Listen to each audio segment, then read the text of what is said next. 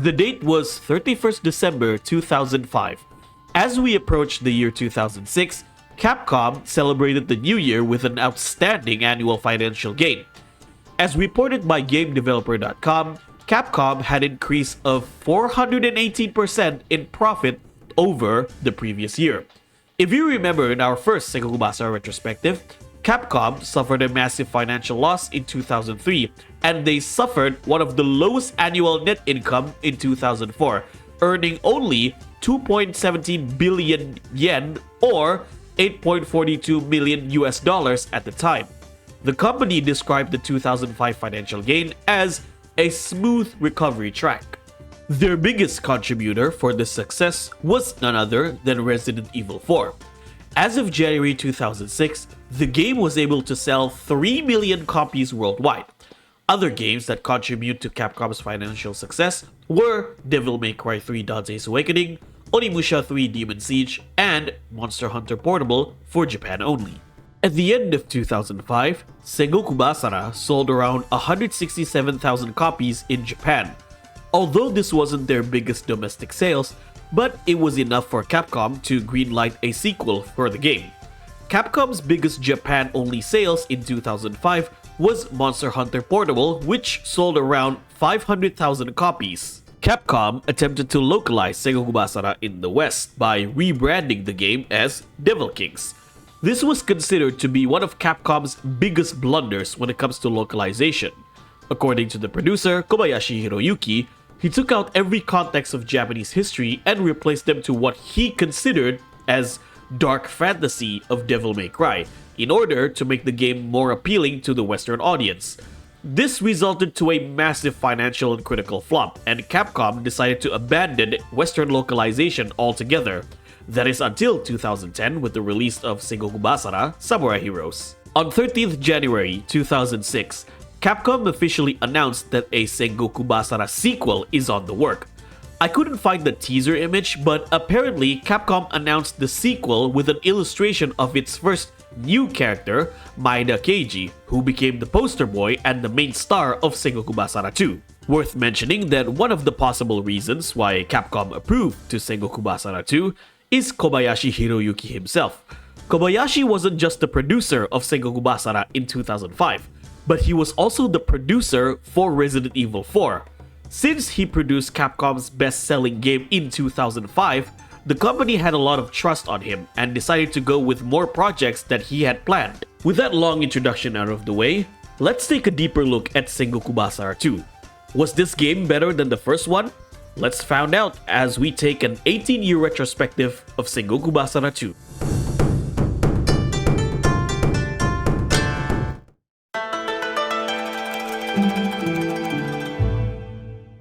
As I mentioned in the first retrospective video, Sengoku Basara is a game about the over-the-top fictional adaptation of the Warring States period of Japan. Sengoku Basara 2 continues that philosophy of making battles and characters as extravagant as possible.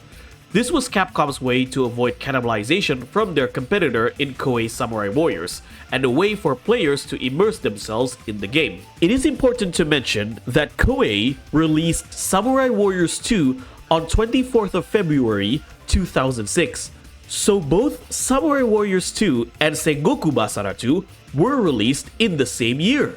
Although Sengoku Basara has a different approach compared to Samurai Warriors, however, Capcom would adapt certain aspects from Samurai Warriors. For example, both Samurai Warriors and Samurai Warriors 2 are character story-driven game. You get to play the Warring States period of Japan based on the perspective of the playable characters.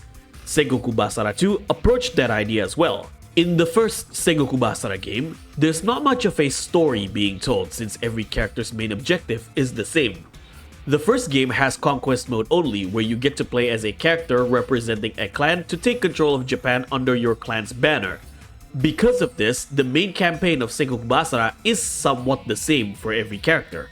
In Sengoku Basara 2, we are introduced to Story Mode, in which you can choose 21 playable characters, each with their own story to tell. Each character has either 5 or 6 stages in the story. This is pretty much the format of Story Mode in the last 3 Koei Warriors games such as Dynasty Warriors 5, Samurai Warriors, and Samurai Warriors 2. Of course, where Samurai Warriors' story approach is grounded and somewhat closer to the actual Warring States history, Sengoku Basara's story approach is extravagant and more fictional. This is not to say which game has the better approach, since that is up to the player's decision, but this is more on the comparisons of how both games distinguish themselves from one another. Another different approach of Sengoku Basara in terms of the story is the continuity. For those of you who are familiar with Koei Warriors games like Dynasty and Samurai Warriors, every installment of the series is just a retelling of the same story over and over again, though some entries in the series will go beyond the typical storyline. The first two Samurai Warriors games are the best examples. In the first Samurai Warriors game, the story focuses on the Warring States period during the era of Oda Nobunaga. Most of the battles and characters that came after the Honnoji incident were not presented in the game. Fast forward to Samurai Warriors 2, the story goes past beyond the Honnoji incident until the end of the Warring States period. This means battles that occur during the era of Toyotomi Hideyoshi and Tokugawa Ieyasu became the main focus, such as the battles of Komaki Nagakute and Sekigahara. Since Sengoku Basara has a lot more freedom in their story, so Capcom can decide whatever story they want to tell. Therefore, every Sengoku Basara installment is not a retelling of the same story over and over again. Sengoku Basara 2 has somewhat of a continuity from Sengoku Basara 1. In the first Sengoku Basara game, the story also focuses on the era of Oda Nobunaga, as he is the big bad villain of the entire game. Although Oda Nobunaga is still present in Sengoku Basara 2, the game focuses more on the era of Toyotomi Hideyoshi, in which he is the big bad villain. Because the second game focuses on the era of Toyotomi Hideyoshi, let's discuss how the game approached the new characters.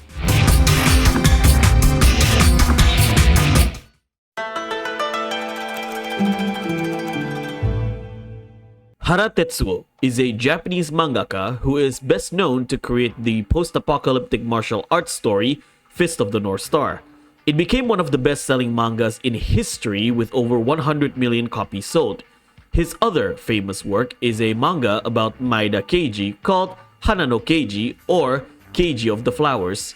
It also became a best-selling manga with over 17 million copies sold. Now, why am I talking about the creator of Fist of the North Star? What does Hara have anything to do with Sengoku Basara 2? Well, directly, he has no involvement with the creation of Sengoku Basara 2. However, both Fist of the North Star and Hana no Keiji have influence in the game. Let's take a look at the two new characters in this game, specifically the main hero and the main villain, Maeda Keiji and Toyotomi Hideyoshi. Maeda Keiji was the adopted nephew of Maeda Toshie and Matsu. Although he was raised by a samurai clan, he was well documented to be rebellious. In legends and fiction, Keiji is one of the most celebrated kabukimono, which means samurai gangster in Japanese. Physically, he was portrayed as a large man with great might. In Sengoku Basara 2, Keiji is portrayed as such. Personality-wise, Keiji is wild, playful, and somewhat of a clown as well. In terms of his physical appearance, Capcom took great inspiration from Hara Tetsuo's Maeda Keiji. Instead of a spear as a weapon, Keiji uses a giant odachi. He also has a monkey sidekick called Yumekichi. As for the main villain, Toyotomi Hideyoshi, he was well known in history to be the second unifier of Japan after Oda Nobunaga. Unlike Nobunaga, who almost unified all of Japan, Hideyoshi was the first warlord to successfully unify all of Japan. In some legends, Hideyoshi was portrayed as a merciless warlord who would do whatever necessary to fulfill his ambition of conquest. Now, what Hara Tetsuo character comes into mind about an ambitious conqueror? The answer is Rao from Fist of the North Star. Hideyoshi's character in Sengoku Basara no doubt was heavily inspired by Rao. He's a big man who fights with his fist. He even does the Rao pose as he punched through the heavens in his ending scene.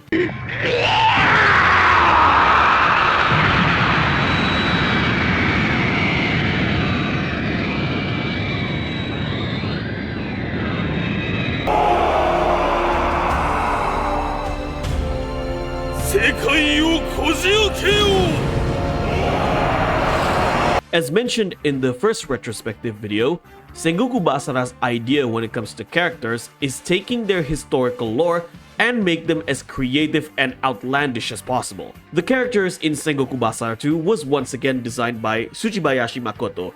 A little resume reminder, Tsuchibayashi was the monster designer for the first Resident Evil game and the character designer for the first Devil May Cry game. There are 6 new playable characters in the game.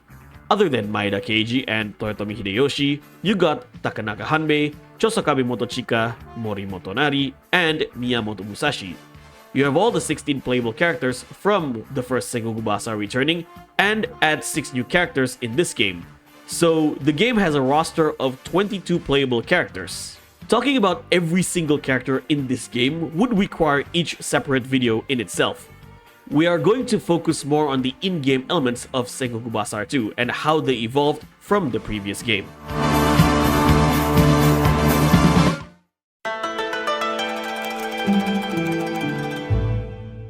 As mentioned before, Sengoku Basara 2 has a story mode for individual characters. Because of this, every character has their own cutscenes. Just like in Samurai Warriors 2, when you start a character's story, you are greeted with a CG opening cutscene. At the end of every story, you have a CG ending cutscene as well. I gotta say, the CG cinematic quality has improved from the first game. These CG cinematics look absolutely fantastic for a game that came out in 2006. The CG cinematics of Sengoku Basara 2 were done by a third-party contractor company called Digital Media Lab Inc. Digital Media Lab Inc., or DML in short, is a Japanese video and graphics production company that has worked with multiple big video game companies such as Capcom, Nintendo, and Square Enix. Other than the CG cinematics of Sengoku Basara 2, DML has worked as the background model designer for Final Fantasy VII Remake. Unlike the first game, all of the cutscenes are fully CG. There are no anime cutscenes in Sengoku Basara 2, though they would eventually make a return in the next game I will be covering. Another improvement to this installment is the addition of in-game cutscenes. Once again, this was something that Capcom took inspiration from Koei. In Dynasty and Samurai Warriors, the games have cutscenes during battles that are used to build up the story. Sengoku Basara 2 applied this method as well. There is one downside in regards to the in-game cutscenes. Although I think the in-game graphics of Sengoku Basara 2 is an improvement over the first game, the in-game cutscenes do not feature characters changing their facial expressions. Characters will have the same face without their mouths moving during the in-game cutscenes. あんた、喧嘩してえならよそを当たってくれよ。第六天魔王さんとかいくらでもいるだろ。今なんと信長公は今どこに？知らねえな。ならば言いたくなるようにしてあげますよ。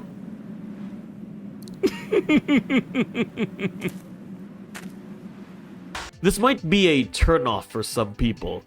Even for a person who has played a lot of Sengoku Basara games like myself, I still find this to be rather weird. I'm not sure if this was intentional or a limitation of the PlayStation 2 hardware, but I do think it's odd for a company like Capcom to not have facial movement in Sengoku Basara 2, especially considering this game is a PlayStation 2 game that came out in 2006. Even with the flaws, the overall presentation of Sengoku Basara 2 is an upgrade from what came before it. The presentation is not the only thing that Capcom has upgraded. Let's discuss the improvement that Capcom made for the gameplay of Sengoku Basara 2.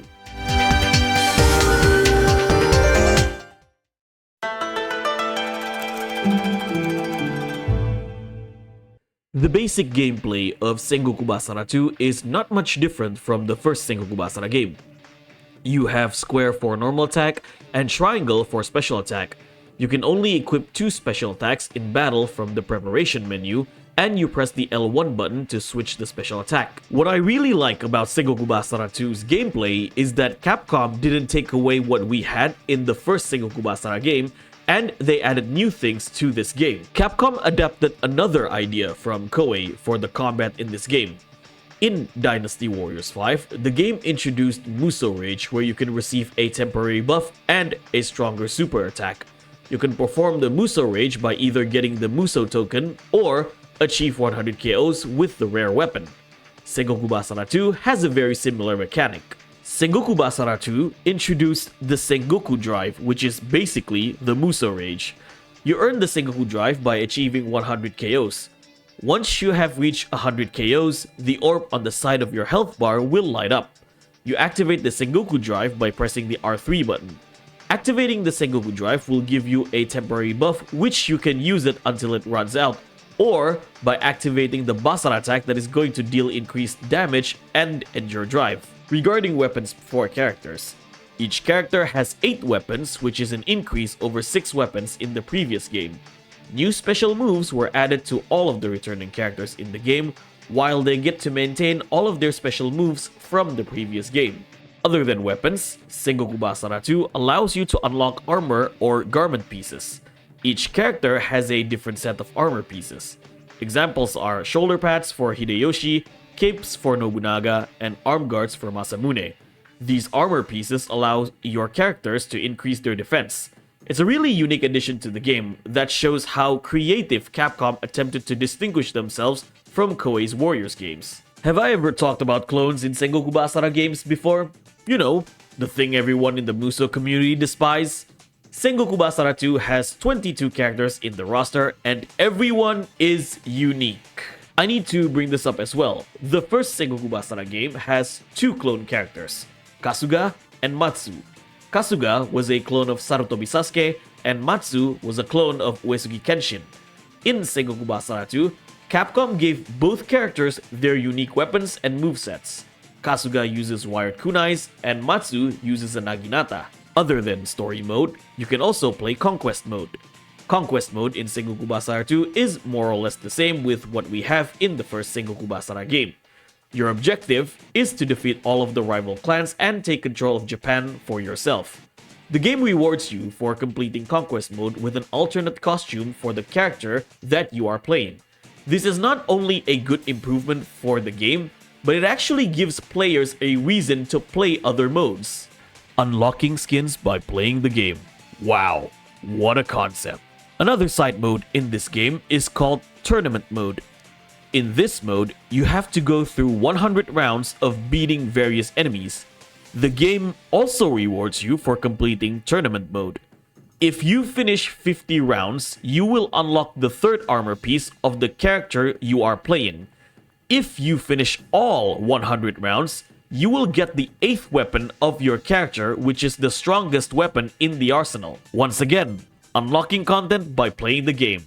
It's a dying concept in a lot of modern video games, unfortunately. There is one major downside to the gameplay of Sengoku Basara 2. This game does not have a 2-player mode. It's the 2nd game already, and I don't know why Capcom didn't decide to put a 2-player mode while Samurai Warriors has it since the first game.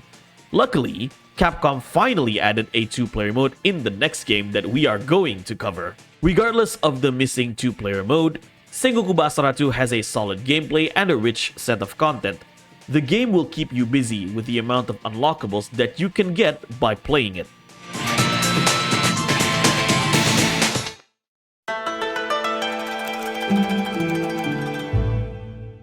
I have documented how Sengoku Basara's approach was always about making characters as expressive as possible. Movesets are not the only way characters can be expressed. Music is another way to express a character. Music has always been an element of expression in any entertainment media. Whenever you want to express a certain scene, the right music can help the audience to immerse themselves in the scene. The same can be said about characters' personality. The right music can express characters' personality, thus immerse players with the characters in the game. In Dynasty Warriors, for example, you know shit is about to go down whenever you hear Lu Bu's theme. Whenever you hear Lu Bu's theme and see him in battle, that is the time for you to run. The same can be said about Samurai Warriors with Honda Tadakatsu's theme. In Sengoku Basara 2, Instead of just the strong characters having theme music, every playable character has their own unique theme music. Every time you encounter a playable character as a boss, their music plays in the background.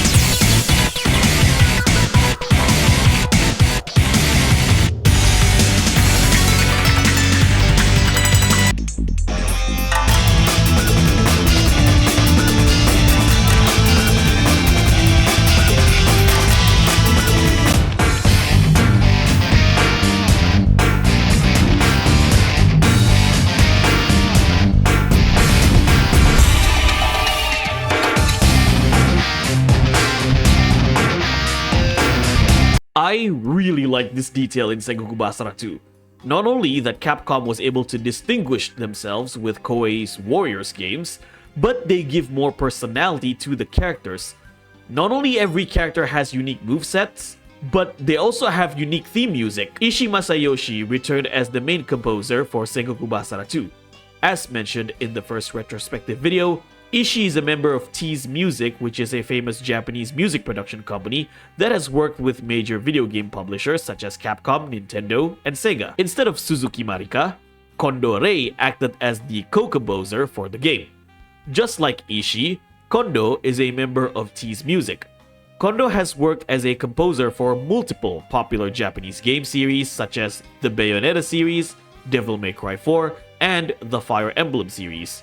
Kondo Rei would later become the recurring music composer for Sengoku Basara series moving forward. The opening song for Sengoku Basara 2 was not done by TM Revolution. This will be the only game in the entire series where Nishikawa Takanori did not sing the opening song. Instead, the opening song was sung by High and Mighty Color.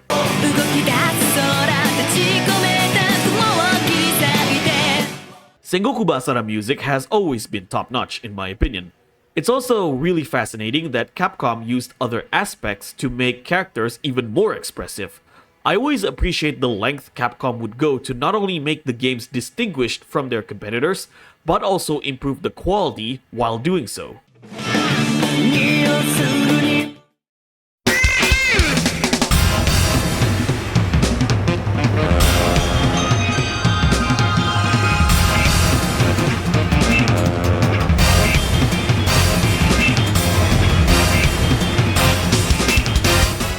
Sengoku Basara 2 is a game that greatly improves on its predecessor.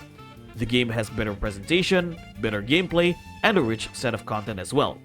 Although it didn't have a two-player mode, I still consider this game to be a perfect sequel to the first Sengoku Basara game. By the end of 2006, Sengoku Basara 2 was able to sell around 286,000 copies in Japan, according to Famitsu. The game became one of the top 50 best-selling games in Japan, placing itself at number 45. For a niche title, I believe Capcom did really well with this game. Sengoku Basara 2 can be considered to be the start of the rise in popularity of the series, mainly in Japan. Capcom would release an expansion the following year that eventually took the series into greater heights. So that's it for the in-depth retrospective of Sengoku Basara 2. What are your thoughts on Sengoku Basara 2? Have you played this game? Do you like the game? Let me know in the comment section below. With that being said, this is me Profar. If you like this video, give me a thumbs up. If you dislike this video, give me a thumbs down. Thank you for watching. Don't forget to subscribe, join the Profar Mokori Hunter X Discord server. I'll see you guys in the next video. てめえの相手はこの片倉小十郎だぜ。削除なりこの浅井長政容赦せぬ。それが世の真理。